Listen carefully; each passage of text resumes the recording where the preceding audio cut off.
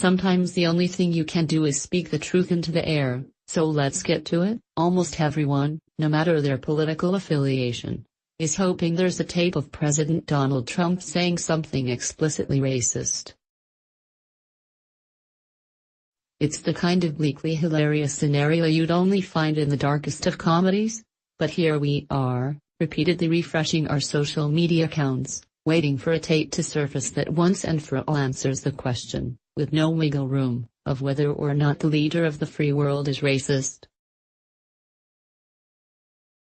If you're more blue than red, you're hoping that this happens because you think that Trump indulging in hard racism will derail his presidency after so many examples of his soft racism failed to do so.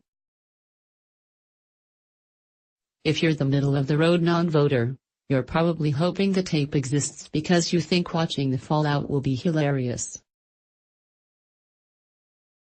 And yes, there are those who are hoping it exists so that will validate their own racist beliefs. Two of these groups are going to be super disappointed if and when it comes out that Trump has said the N-word with a hard R. Let's be honest. If grab them by the pussy wasn't enough to derail his shot at the most powerful position in politics, can you really say with a straight face that overt racism would? The Republican Party has proven that they'll stand with Trump through anything as long as it means they can give tax cuts to the rich and make poor Americans' lives just a little bit more terrible. No one is going to switch party lines just because the Trump subtext becomes actual text. As for having their racist beliefs validated, well, it's not like internet lynch mobs are going to stop trying to ruin racists' lives just because Trump's racism is actually uncovered. Sure, racists might be more bold about their beliefs, but there are still plenty of good people in the world ready to shout them down, even if there is still an equal number of less than great people who put personal comfort above fighting the good fight. No. The only folks that will win if a tape of Trump saying something undeniably racist comes to light are those in the middle who only care about chaos. Because make no mistake, the only guarantee in the wake of that sort of revelation is that social media is going to be straight up awful for hours if not days. Maybe find a cave in the woods to hunker down in, or at least delete Twitter from your phone the minute the news breaks.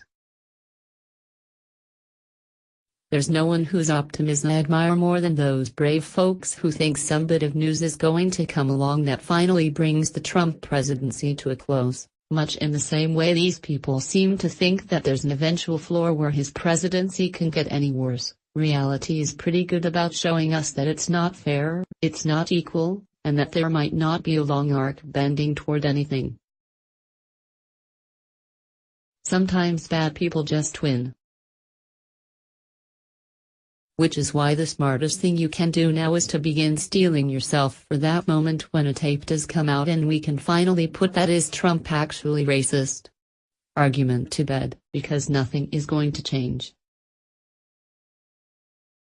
Oh, people might take to the streets in protests, but all your congressperson is going to do is put out a tepid press release about how the First Amendment is really neat and checks and balances are really cool, or about how this language is appalling, and if you just donate $20 they'll be better able to fight against fascism, and after that it'll all be business as usual as they jockey for the little bit of power they can get their hands on. The roller coaster has left the station, and the only thing we can do as a nation is wait for it to finish. History books will not look at this period kindly, but the good news is that there are a lot of points in American history that history books rightly point out as being bad, so maybe our country voted for an actual racist. Our country is full of people who think they weren't racist because they're very careful to never actually say the N-word. But isn't that how it's always been, since the very beginning? America has suffered worse. But the beauty of America is not unchecked capitalism or the idea that anyone can pull themselves up by their bootstraps, it's that no matter how hard we try to pull ourselves apart, it never takes, even when we're not sure why. We all agree that America is something worth fighting for.